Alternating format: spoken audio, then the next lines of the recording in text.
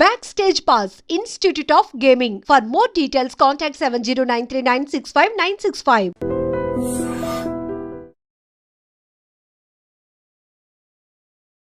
నమస్తే, welcome back to IT media. నేను మీ Jhansi. Green card కావాలి అనుకున్నప్పుడు, యుఎస్ వెళ్ళాలి, అక్కడే సెటిల్ అవ్వాలి అనుకున్నప్పుడు చాలా ప్రాసెస్ అయితే మనం చేస్తూ ఉంటాము. అందులో one of the thing I-140 process.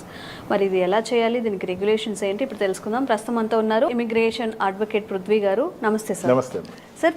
What is the process of I-140? అసలు ఏంటిది? చాలా మందికి అవేర్నెస్ లేదు. వాట్ ఈస్ I-140 అండ్ దానికి ఎలా మనం ఈ ప్రాసెస్ అంతా నడిపించాలి? I-140 is something called permanent residency in US. అక్కడ పర్మనెంట్ జాబ్ కోసం వెళ్ళే ప్రక్రియ. And by that it's we call it is green card, acquiring green card గురించి జరిగేటువంటి ఒక పద్ధతి అని చెప్పచ్చు. దీని 3 స్టెప్స్ కింద చెప్పచ్చు అమ్మా. First step and second step is the company employer step. వాడు ఏం చేస్తాడంటే పర్మనెంట్ లేబర్ లైసెన్స్ తెచ్చుకుంటాడు. అంటే ఒక కంపెనీ ఉంది అనుకుందాం, లెటెస్ట్ ఈ iDream అనే కంపెనీ ఉంది. ఈ iDream అనే కంపెనీకి ఒక 10 మంది ఒక యుఎస్ నుంచి ఎంప్లాయీస్ కావాలి. యుఎస్ నుంచి ఎంప్లాయీస్ కావాలి అనుకుంటే ఫస్ట్ వాడు ఏం చేస్తాడంటే అప్లికేషన్ పెట్టుకుంటాడు, పర్మనెంట్ లేబర్ లైసెన్స్ కోసం పెడతాడు. పర్మనెంట్ లేబర్ లైసెన్స్లో ఏంటంటే వాడు అప్లై చేసినప్పుడు వాడు ఈ 10 మంది నీకు తెచ్చుకునేటప్పుడు ఇక్కడ ఇండియన్స్ ఎందుకు తీసుకురాలేదు అని అడుగుతాడు. అది సేమ్ వైజ్గా యూఎస్లో ఉండేటప్పుడు యూఎస్ వాళ్ళు కాకుండా నువ్వు బయట కంట్రీస్ నుంచి, ఎలియన్ కంట్రీ నుంచి ఎంత తెచ్చుకుంటున్నావు అనే దానికి వాడు సమాధానం చెప్పాలి. ఆ ఫీల్డ్కి సంబంధించిన దాంట్లో ఇంత ఎక్స్పీరియన్స్ పర్సన్ లేడు. ఎక్స్పీరియన్స్డ్ పర్సన్ అన్నవాడు నేను అడ్వర్టైజ్మెంట్ ఇచ్చుకుంటాను, లేకపోతే యూఎస్లో ఇండియాలో ఉన్నాడు, అతను నాకు కావాలి అని చెప్పిస్తే కన్విన్స్ చేసుకోవాల్సి వస్తాము. ఆ రకంగా వాడు I-140 ఇచ్చిన తర్వాత 1 డేలోనే అది త్రూ అయి పంపించేస్తాడు. తర్వాత ఇమీడియట్గా వాడు చేసేదంటే నెక్స్ట్ అడ్వర్టైజ్మెంట్ చేయాలమ్మా. ఓకే. I-140 అప్లై చేసేటప్పుడు బాగా కాషియస్గా వాళ్ళు ఏం పెట్టుకుంటారంటే మైండ్లో, ఫీజు కట్టినప్పుడు I-140కి ఈ ఎంప్లాయీ అన్నవాడు ఇక్కడ నాకు దొరకట్లేదు అన్నది కన్విన్స్ అయితేనే ఆ పర్మిషన్ ఫస్ట్ ఎంప్లాయర్కి వస్తుంది. ఒకసారి ఎంప్లాయర్ వచ్చిన తర్వాత వాడు వెంటనే అడ్వర్టైజ్మెంట్ ఇస్తాడు. అడ్వర్టైజ్మెంట్ ఇచ్చినప్పుడు వచ్చినటువంటి వాళ్ళలో యుఎస్లో ఉన్న వాళ్ళు ఎవరు లేరు అన్నదాన్ని వచ్చిన తర్వాత నెక్స్ట్ ప్రాసెస్ స్టార్ట్ చేస్తాడు. అప్పుడు ఈ ఎక్స్ ఎంప్లాయీ ఎవరైతే వెళ్దాం అనుకున్నాడో వాడి పేరుని నేను సెలెక్ట్ చేసుకున్నాను, వీడు ప్రాసెస్ చేయండి అని పేపర్స్ పంపుతాడు. వాడు ఇది 2 రకాలుగా ఉంటారమ్మా. Already existing US non immigrant, already అమెరికాలో ఉండేటువంటి నాన్ ఇమిగ్రెంట్స్ ఎవరు ఉంటారమ్మా? F1 వీసాలో కానీ, B2 వీసాలో కానీ, లేకపోతే F1 వీసాలో కానీ, లేకపోతే H1B వీసాలో ఉన్న వాళ్ళు ఉంటారు. F1 వీసా వాళ్ళు ఉండరండి, స్టూడెంట్ వీసాలో దీంట్లో ఉండరు. H1B వీసాలో కానీ, F1 వీసాలో కానీ, B2 వీసాలో కానీ, డిపెండెంట్ వీసాలో ఉన్న వాళ్ళు కానీ వీళ్ళు ఉంటారు ఇక్కడ. E2 వీసాలో కానీ వీళ్ళకి అప్లై చేసేటప్పుడు పలానా వాడు ఉన్నాడు, అమెరికాలోనే ఉన్నాడు, పలానా వాడిని ఎక్స్ అనేటువంటి వ్యక్తిని, ఆ సుబ్బారావు వెంకటయ్యనో నేను తీసుకుందాం అనుకుంటున్నాను, అతన్ని నేను అప్లై చేద్దాం అనుకుంటున్నాను అని చెప్పిన తర్వాత అక్కడ ఉన్న వాళ్ళని సర్వీస్ ఎక్స్టెన్షన్ అంటారమ్మా. అంటే వాళ్ళకి ఎక్స్టెన్షన్ సర్వీసెస్, అంటే ఆల్రెడీ H1B నుంచి పర్మనెంట్ రెసిడెన్సీ వస్తుంది. అదే కాకుండా ఇండియా నుంచి ఎవరైనా తెచ్చుకుంటున్నాను ఇట్లాగా దీనికోసం అని చెప్పేసరికి వాడికి ఇంటర్వ్యూ కండక్ట్ చేస్తారన్నమాట. వాడికి మన వీసా ప్రాసెస్ ద్వారానే వెళ్తారు. వీసా ప్రాసెస్లో వెళ్ళినప్పుడు వాడిని అడిగే క్వశ్చన్స్ వాడిని అడుగుతారు. అదంతా అయిపోయిన తర్వాత వాడు 485 డాక్యుమెంట్, వాడు I-485 డాక్యుమెంట్ వాడు సబ్మిట్ చేస్తాడు. అంటే తన గురించి చెప్పుకుంటే వాడు అప్లికేషన్ ఇస్తాడు అన్నమాట. ఆ అప్లికేషన్ ఇచ్చిన తర్వాత దాని త్రూ అయ్యి వాడికి లెటర్ వస్తుంది, నీకు ఇగో నీ జాబ్ ఇది పర్మనెంట్ రెసిడెన్సీ లేకపోతే గ్రీన్ కార్డ్ అన్నది ఇచ్చాము అని చెప్పేసి వాడు గ్రీన్ కార్డ్ ఇవ్వడం జరుగుతుంది అనమాట.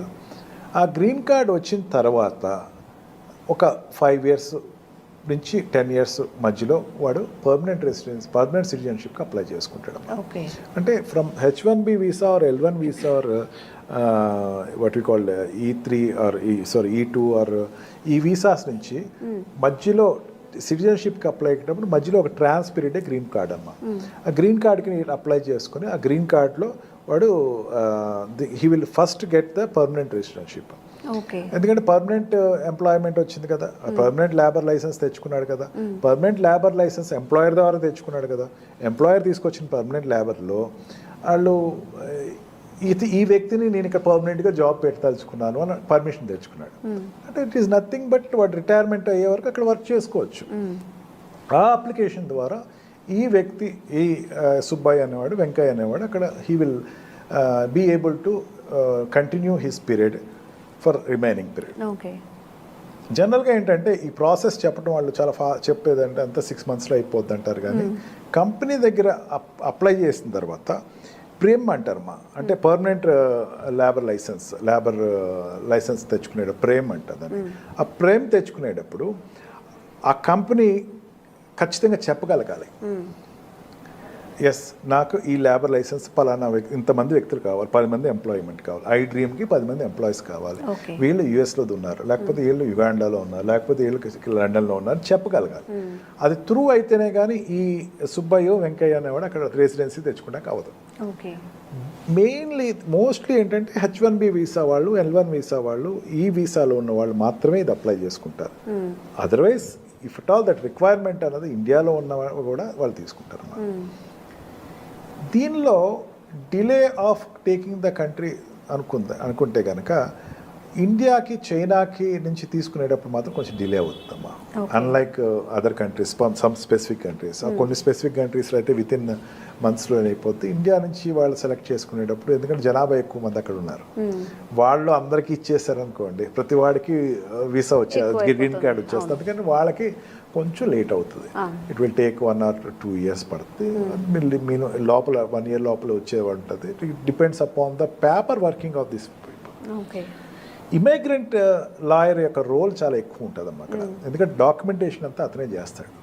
అతను మొత్తం ఆ పేపర్స్ అన్ని సబ్మిట్ చేయటం, ఆ కంపెనీ తరఫున ఇతను ఈ ఎంప్లాయీకి సంబంధించినటువంటి డాక్యుమెంటేషన్స్ అన్ని ఇన్ టైంలో సబ్మిట్ చేయటం, దాన్ని బట్టి అతని యొక్క ఈ వాట్ వి కాల్ I-140 అనేది తెచ్చుకుంటుంది ఉంటుందమ్మా. ఓకే సార్, ఇప్పుడు మనం అక్కడికి వెళ్ళాలన్నప్పుడు మీరు అన్నారు మనకి అండ్ చైనా వాళ్ళకి చాలా టైం పడుతుంది అని చెప్పి, మనం అప్లై చేయాలి అనుకున్నప్పుడు ఇక్కడ నుంచి ప్రాసెస్ ఏంటి? ఇక్కడి నుంచి అన్న స్పెసిఫిక్ ప్రాసెస్ ఉండదమ్మా. This green card is pertaining to H1B visa నుంచి కానీ or this what we call L1 వీసాలో వెళ్ళిన వాళ్ళకి మాత్రమే వస్తుందమ్మా. ఓకే. అండ్ అక్కడ ఉన్న వాళ్ళకి గ్రీన్ కార్డ్ అనేది అక్కడ ఉన్న వాళ్ళకే రెసిడెన్షిప్ వస్తుంది, ఇండియన్స్కి రాదమ్మా అంత ఈజీగా.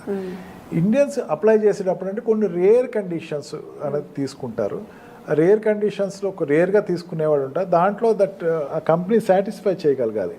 మళ్ళీ ఇక్కడ వీసా రెగ్యులేషన్స్ మన రెగ్యులర్గా వీసా ఇంటర్వ్యూస్లో వాళ్ళు ఎంత ఖచ్చితంగా అడుగుతారు, అట్లాంటి క్వశ్చన్స్ అడుగుతారమ్మా. నువ్వు వెళ్ళిపోతున్నావు కానీ పేరెంట్స్ రేపొద్దున తీసుకురావు కదా, నువ్వు ఒక్కడే వెళ్ళిపోతావు, ఎన్నాళ్ళు ఉంటావు ఇక్కడ, ఆ కంపెనీ కాంట్రాక్ట్ ఎన్నాళ్ళు ఉన్నావు, తర్వాత తిరిగి వచ్చేస్తావా, నీకు ఇండియాలో ఉన్న అటాచ్మెంట్ ఏంటి, ఇది వాడు అక్కడ డిమాన్స్ట్రేట్ చేయాలి. ఇప్పుడు మనం చెప్పిన ఆన్సర్స్ బట్టి వాళ్ళు నోట్ చేసుకుంటారు కంపల్సరీ వాళ్ళు.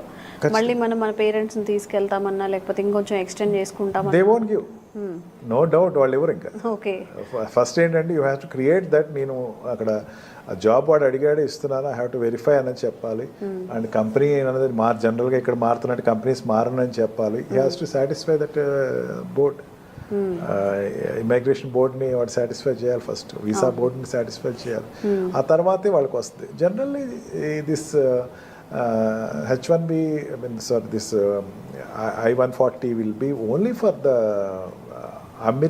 Indians who are residing in America. Okay. Already వాళ్ళకి H1B వీసాలో కానీ L1 వీసా కానీ ఈ టూలో కానీ ఉంటారు వాళ్ళు ఆల్రెడీ, వాళ్ళకే వస్తుంది తప్ప కొత్తగా ఉన్న వాళ్ళకి అగైన్ వాళ్ళు H1B వీసా తెచ్చుకోవాలా. మీరు అడిగినట్టు వాడు H1B వీసా తెచ్చుకోవాలా, అక్కడ ఉన్నప్పుడు వాడు నాకు కావాలి అని కంపెనీ చెప్పగలగాలి.